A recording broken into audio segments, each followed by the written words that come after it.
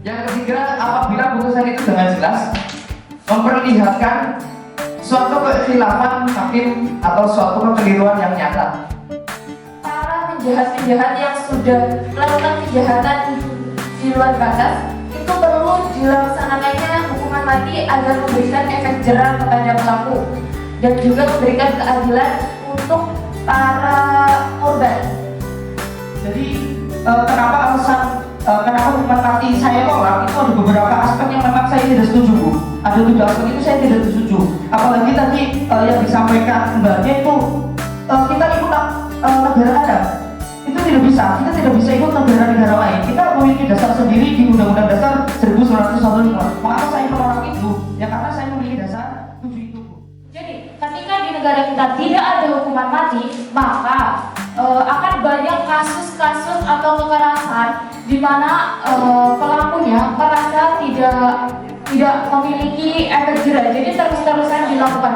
Terus masyarakat juga jadi merasa tidak aman karena hal itu terus-menerus dilakukan.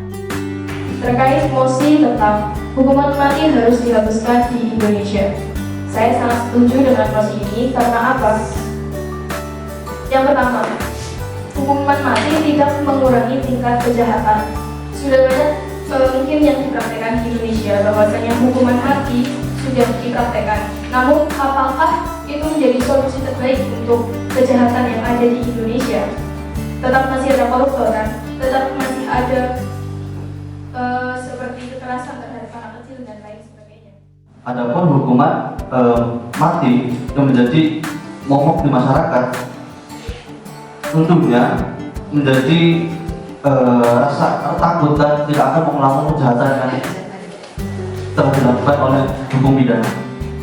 Sebenarnya dari awal saya sudah pusing bagaimana proses berjalannya debat ini berlangsung, terutama pada pemerintah pembuka ataupun OG. Di sana saya belum menemukan bagaimana mosi ini akan dibawa kemana arahnya, dan di sana hanya membahas terkait tata cara upaya hukum atau peradilan keputusan tanpa diberikan limitasi dari segi mana ataupun dari segi harus apa yang akan dibahas secara lebih lanjut.